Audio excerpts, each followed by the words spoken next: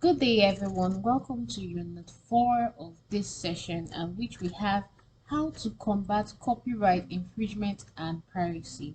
In the previous unit, we were able to define online copyright, infringement, and also piracy, which obviously I know everybody has known the meaning of this.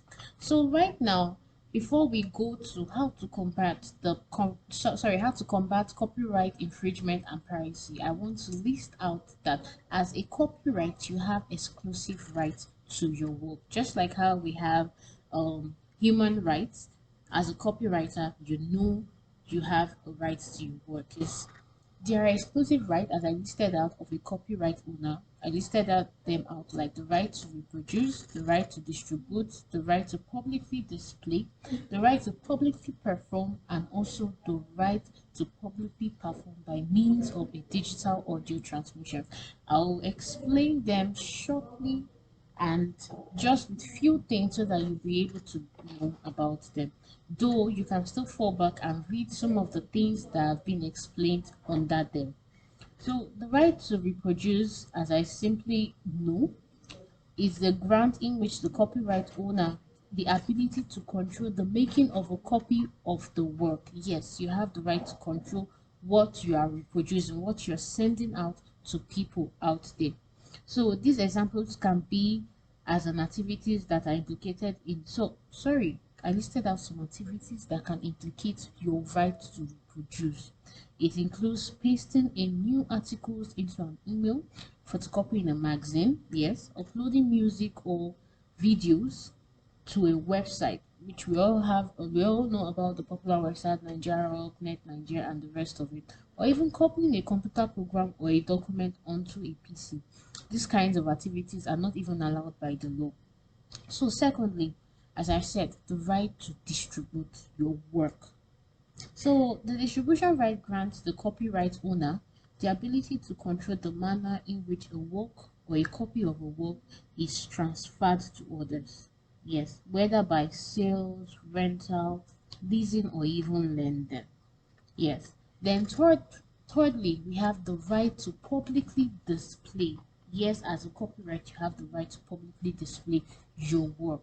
This is also similar to the right to publicly perform, except that just that this right applies to the display of your work as opposed to its performance. So a display is considered public when the work is displayed in a place open to the public. Display right applies to some kind of work, which is like musical works, dramatical works, graphic works.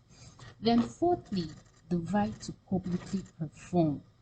So the right to publicly perform rights grants the copyright owner the ability to control the manner in which a work is being publicly performed. As I said, it also it's similar to the right to publicly display, just like how you have places like musical works and dramatical work, or it is transmitted to a multiple location. So, and obviously, this is unlike the right to reproduce and distribute. But to note, the right to publicly perform has similar traits with the right to publicly display. Then lastly, as I mentioned, the right to publicly perform by means of digital audio transmission. This right doesn't go hand in hand with other rights, but it is just for people that are doing sound recording. Just if your own is just similar to sound recording.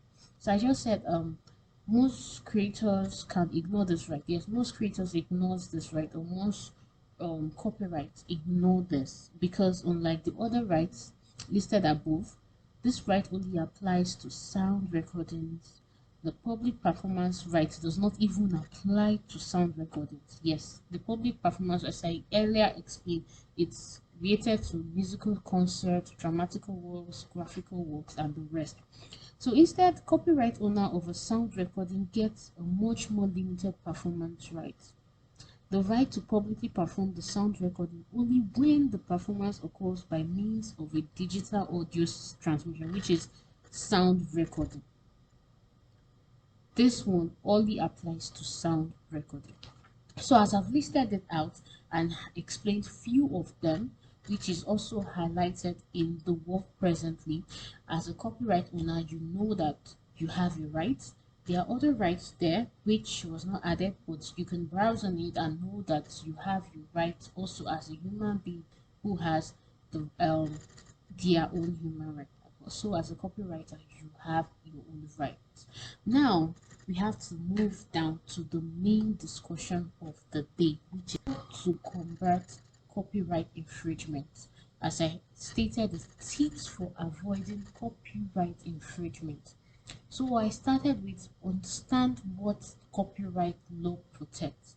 You need to understand the copyright law. You can Google it as a copyright owner and know your rights, know what the law is stating, and know that in every work I do, I need to copyright it. Yes, it needs to have a copyright law. It needs to have the copyright symbol on it. So secondly, if it's not your original work, and funny enough, I like this particular one. If it's not your original work, don't use it. This applies to the people who surf the internet. This not really applies to the author itself, but applies to the people who are in research of that work. If it's not yours, as people will say, if it's not yours, don't take it. So I actually stated that if you're familiar with popular saying, if it's not yours, don't touch it. So also copyright laws adhere to the same philosophy. The golden rule is to obtain the express permission from the owner. Just like when growing up, in order to take something, you need to ask for permission from your parents. The same law applies to the copyright law.